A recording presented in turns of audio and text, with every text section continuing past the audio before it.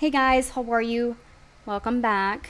So for those of you who don't know who I am, my name is Andrina and I tell true crime stories and I specialize a lot on the cases that involve children. So today's story is a very triggering one and I just want to prepare you guys for that. Today I'm going to be discussing the case of Catherine Kassenoff.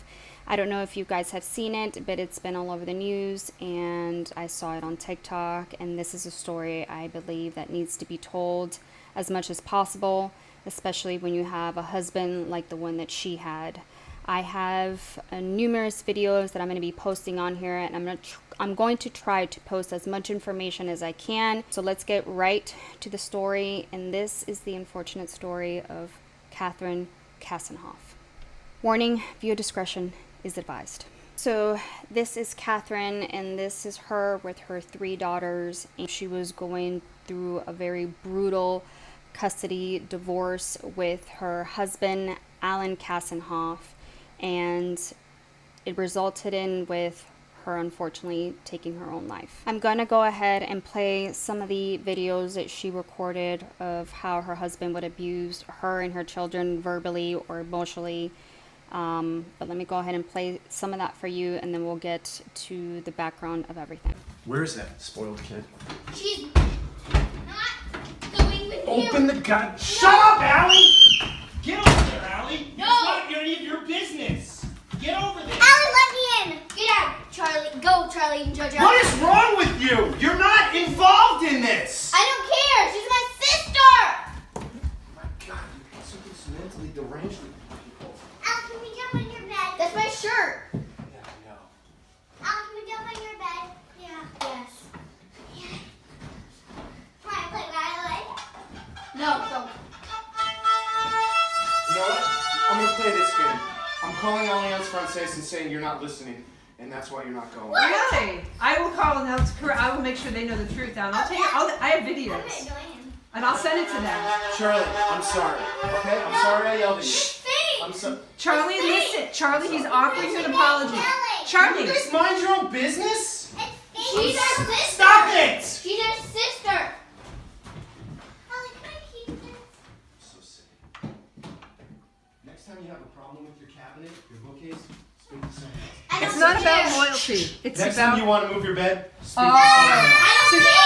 you threatening her for standing up for her sister. Sister? You threatening her? Punishing you, letting me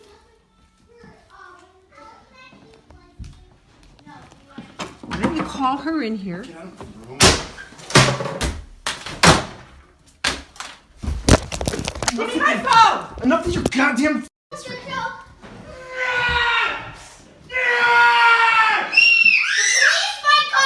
Yeah, they will come. They will come. I'm leaving. Take your daughter. Go in there and say you're sorry. Say you're sorry. No! No! Say you're sorry. No! Stop it! Just Stop, Allie!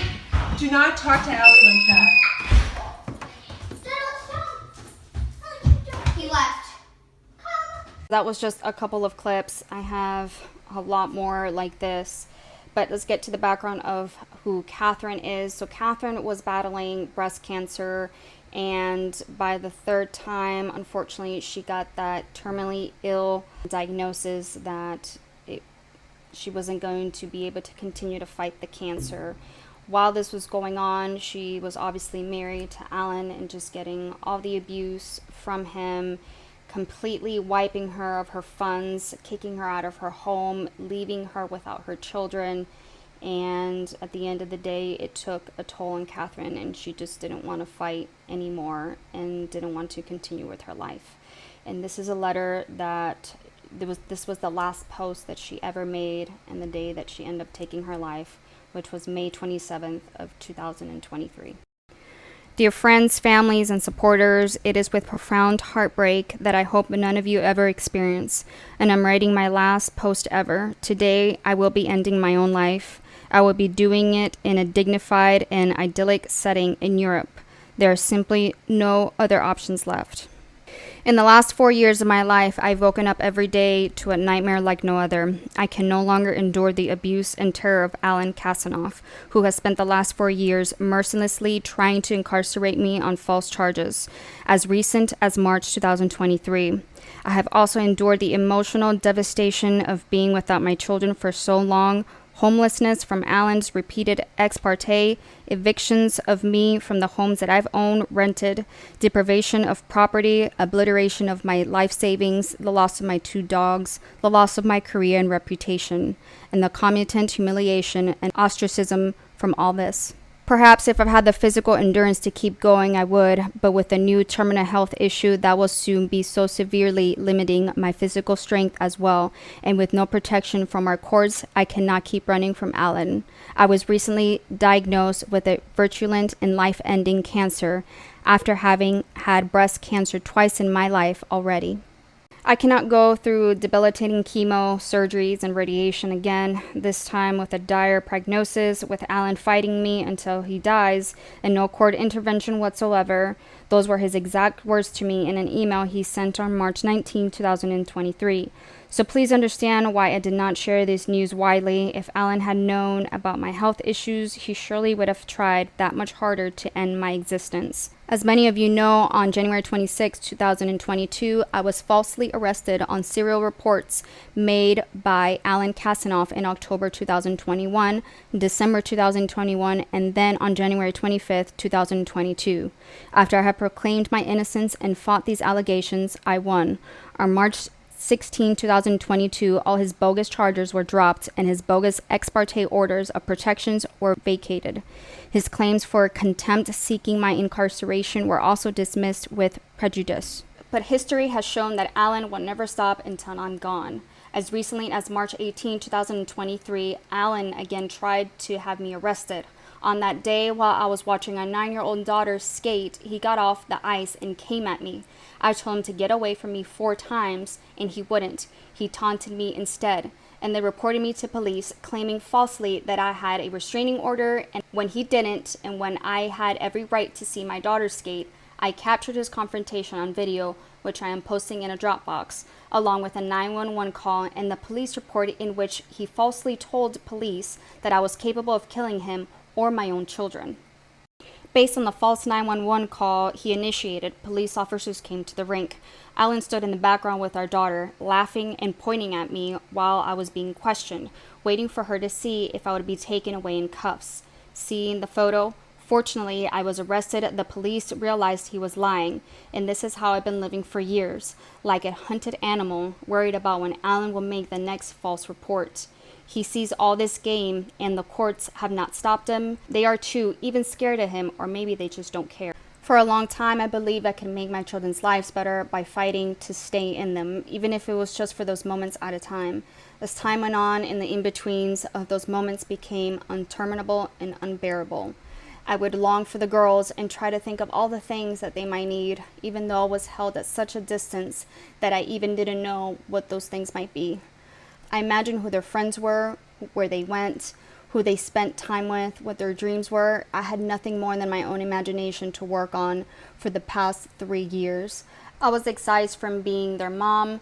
I could not tuck them into bed at night, take them to school, host their sleepovers, make their breakfast, or even take them on vacations. Alan wouldn't allow any part of that. The court gave him everything he wanted, and I often shook off the pain of it. In recent weeks, I came to realize that my presence in their lives only brings them pain and suffering. That is because they must answer to a father who doesn't view me as a human. He erased every element of their being that had anything to do with me. French, Christianity, tennis. They have learned to identify with him in order to survive. So they now declare how they hate Christmas and how they call me Catherine instead of Mom. For him, in the end, they must reject me. For him, I can see the pain on their little faces, even when they have managed the unspeakable conflict that only my oldest seems strong enough to manage and fight through to see me. It is a look that has haunted me for a long time, and I don't want to see it anymore. I just want their pain and my pain to end. My father has spent millions of dollars, over $3 million, to eliminate me from our girls' lives. He has liquidated savings to do so. He never relent. He will spend their life savings. He will demonize me to them mercilessly, and he has made them suffer even if they just want to see me. They have been diagnosed with depression and worse.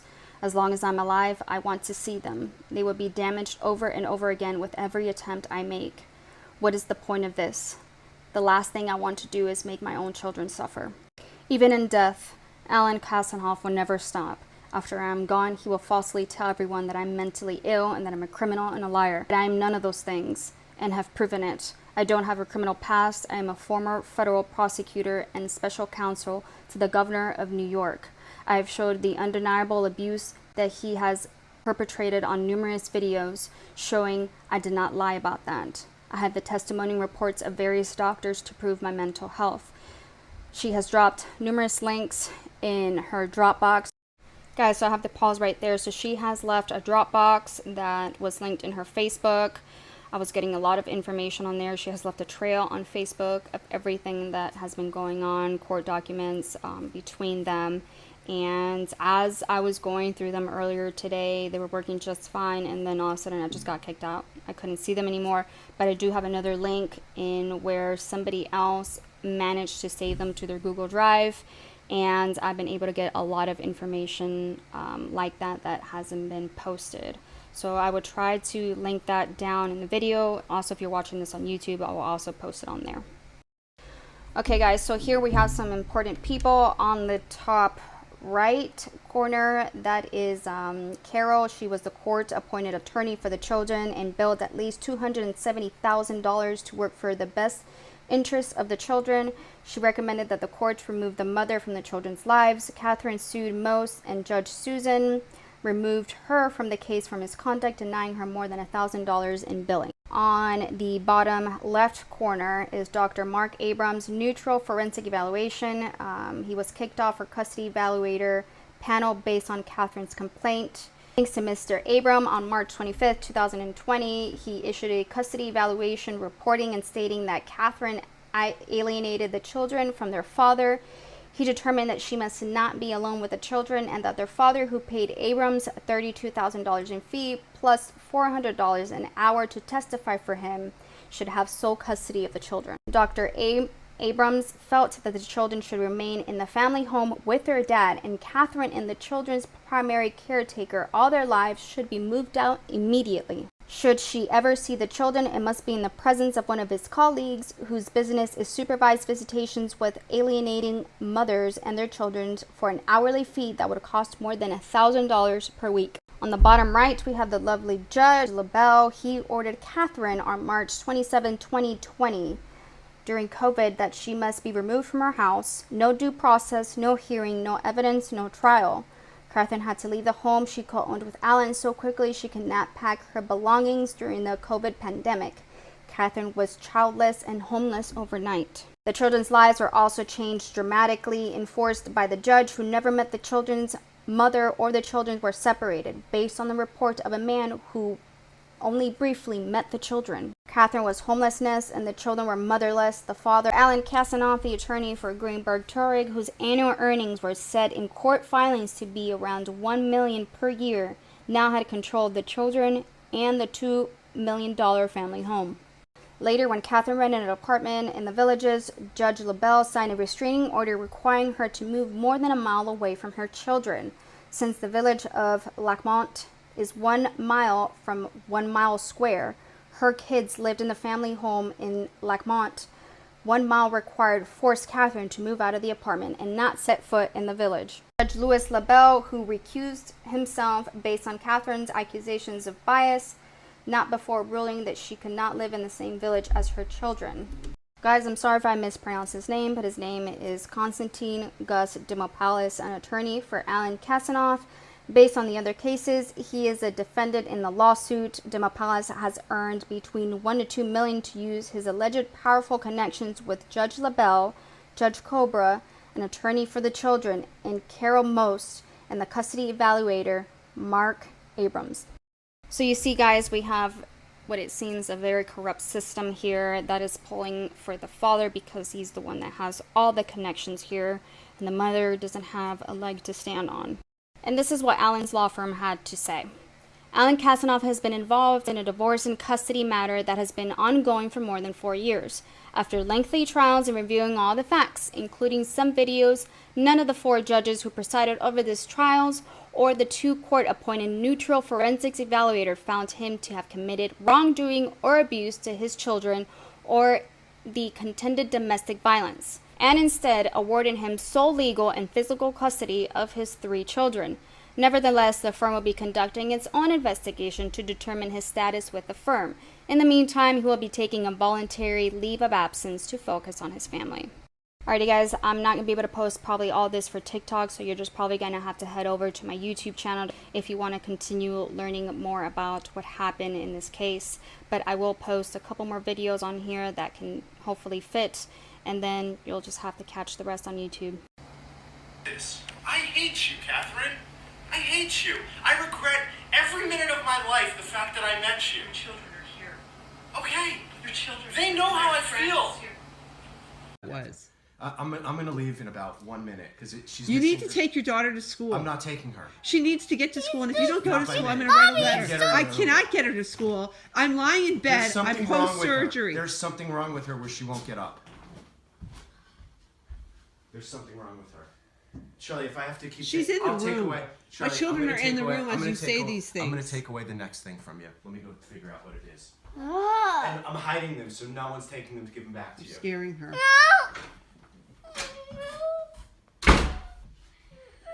I already know where they are, Charlie. Are they all in the same place? Yes. Good. Mommy. In one of Daddy's closets. High up?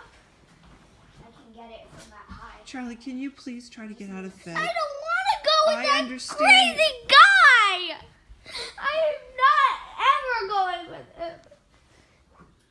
I can't take you to school, Charlotte. I know, can I really just skip him because I'm never going with him? I don't want to. I can't take you, honey. I don't want to go with him. Ellie, that's my legs. Sorry. I took away your piggy bank. Next thing I'm going to do is call Grandma and Grandpa and tell them not to give you birthday presents for the next year. It's too late for this year because I Ellie, gave you those are my something. legs. Next Can you year find you them, will not get a please, birthday please? present from Grandma and Grandpa.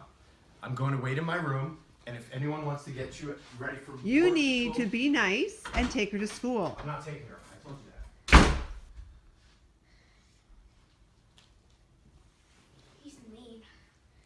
Why does he need to take them? Hate you, and I'll be filing for divorce as soon as I possibly can. I'm not coming home this weekend. I'm going to be away. I will come back Sunday to get my stuff for next week. We have to discuss the problems on Monday. You said you would be here to help me. You said you'd be here to help me with the kids. Hey, Allie, what was that song Daddy just sang about Mommy? Sing it. Sing the song he just sang. He was singing, we wish Mommy was a dead duck. Yeah, sing it. We wish Mommy was a dead duck. Hey, Charlotte. Keep We going.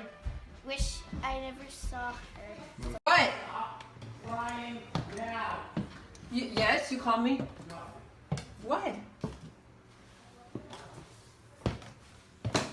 What?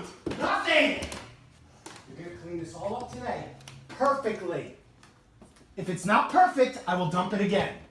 Do you understand? Yes. And you do not have 4 hours to do it. You will have 40 minutes. I can clean this up in 10. Do you understand me? Yes. No, you're What did you say? Something bad's gonna happen to me, Catherine? What are you reporting me for your lies?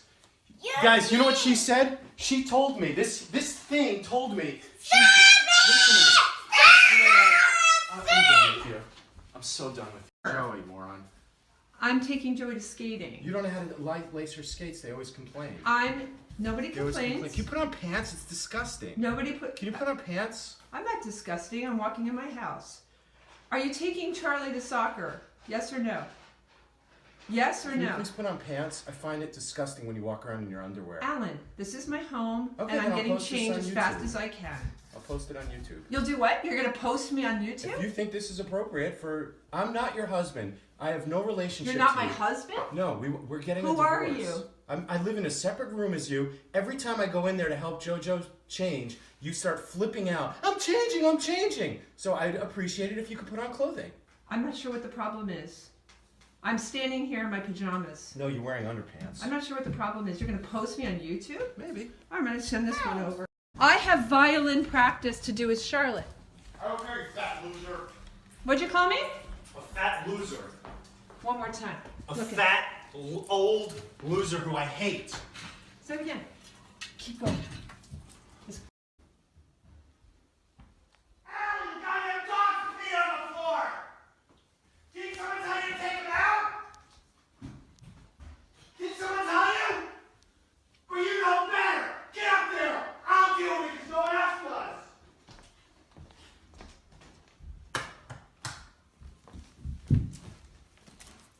Come on, Grandma and Grandpa. I'm telling them I'm coming to their house for the rest. Just be nice to. Talk to me ever again. Just be nice to Shut them. up. They won't go with you like this. Then they're not going to school. You need to calm down. Shut up!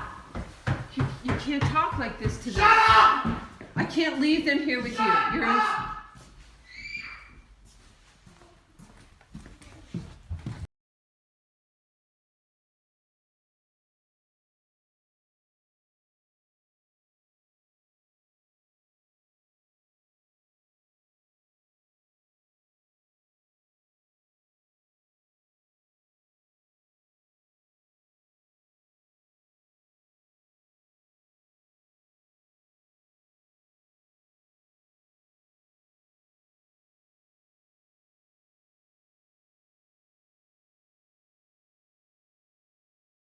Hey guys, so I know this was a tough one to watch and listen to, but let me know what you all think about this case. I think this case needs to get out there as much as possible, and remember, I'm going to post those links at the bottom of my video so you can see more proof of what's going on. There is one on Google Drive that I can post here for you guys for those who want to learn more about the case. But it's very unfortunate how this story ended, especially for Catherine. One who was already dying, and in her dying days never had Mother's Day, one last Mother's Day where her children couldn't tell them how much she loved them, couldn't get that last goodbye. My heart breaks in this case for the children and both the mom. It's tough, guys. It's tough to see what's going on here, and it seems like people in power are just not caring, and they're giving the power to those who don't deserve it, and they're ruining children's lives by doing this. This one hits deep because it's very relatable, and I'm sure this has happened to a lot more people out there. So remember to always share your story, guys. You guys are not alone. Remember, I love you, to always take care and make good decisions. All right, guys, love you.